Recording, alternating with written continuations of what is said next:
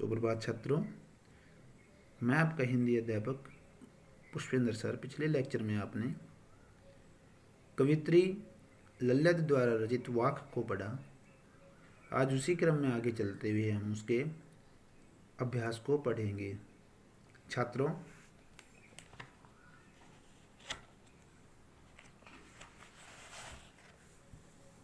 पहला प्रश्न रहेगा यहाँ पर, रस्सी यहाँ किसके लिए प्रयुक्त हुआ है और वह कैसी है?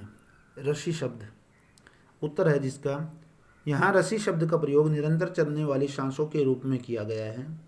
जिस प्रकार कच्चे धागों से बनी रस्सी बड़ी कमज़ोर होती है, उसी प्रकार हमारे सांस भी बड़े कमज़ोर होते हैं।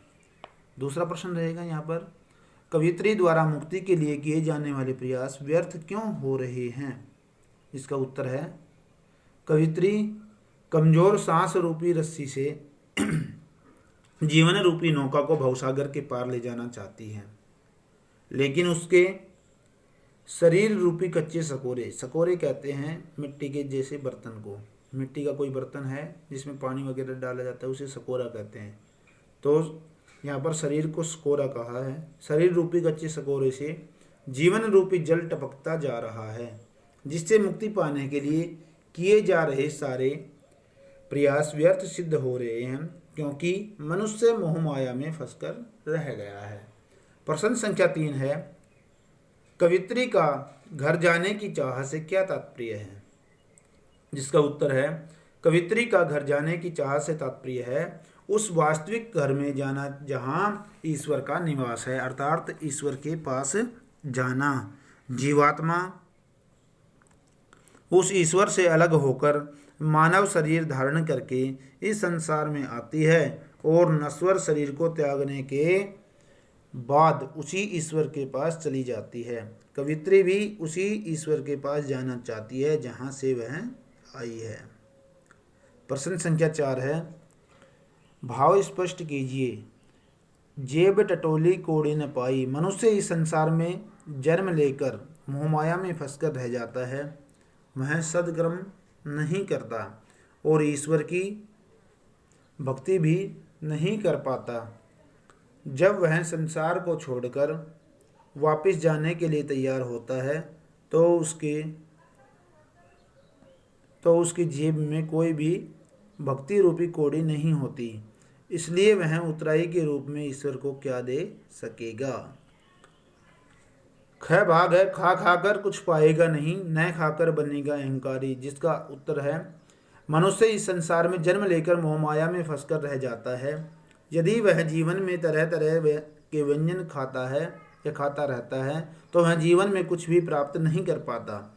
यदि वह व्रत नियम आदि का पालन करते हुए कुछ नहीं खाता तो वह अहंकारी बन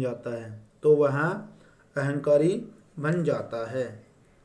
भाव यह है कि व्रत नियम आदि बाह्य आडंबरों, बाहरी दिखाओं से ईश्वर की प्राप्ति नहीं हो सकती। समभाव की स्थिति उत्पन्न करने से ईश्वर की प्राप्ति हो सकती है। अगला देखिए, प्रश्न संख्या 5, बंद द्वार की साकल खोलने के लिए लल्लद ने क्या उपाय सुझाया है? जिसका उत्तर है, कश्मीरी संत कवित्री लल्लद का कहना है कि मनुष्य को अपने अंतःकरण, भीतरी मन तथा बाह्य इंद्रियों पर नियंत्रण करना चाहिए। जब मनुष्य तन मन पर नियंत्रण स्थापित कर लेता है तो उसकी चेतन शक्ति व्यापक हो जाती है। इस स्थिति पर पहुंचकर ही आत्मा के दरवाजे पर लगी हुई अहंकार और अज्ञान की कुंडी खुल जाती है। प्रश्न संख्या 6 है, ईश्वर प्राप्ति के लिए बहुत से साधक हठयोग जैसी कठिन साधना भी करते हैं, लेकिन उससे भी लक्ष्य प्राप्ति नहीं होती। यह भाव किन पंक्तियों में व्यक्त हुआ है? उत्तर है, आई सीधी राह से गई न सीधी राह, सुषुम्न सेतु पर खड़ी थी, बीत गया दिन आह, जेब टटोली कोड़ी न पाई, माझी को दू क्या उतराई। आखिरी क्वेश्चन हमारा रहेगा, आखिरी प्रश्न रहेगा, ज्ञानी से कवित्री का क्या अभिप्राय है? उत्तर है, ज्ञानी से कवित्री का अभिप्राय है, तात्पर्य है हिंदू मुसलमान का भेदभाव न मानने वाला और अपने आप को पहचानने वाला साधक। कवित्री का अभिप्राय उस मनुष्य से है जो बाह्य आडंबरों को त्याग कर सच्चे मन से अपने मन खोजने का प्रयास करता है। ऐसा व्यक्ति मोहमाया से दूर रहता है और जात पात के भेद को त्याग कर सद्कर्मों में लीन रहता है। छात्रों, आज हमने मीराबाई के लल्लत द्वारा रचित वाक्य के एक्सरसाइज को पढ़ा। धन्यवाद। नमस्कार।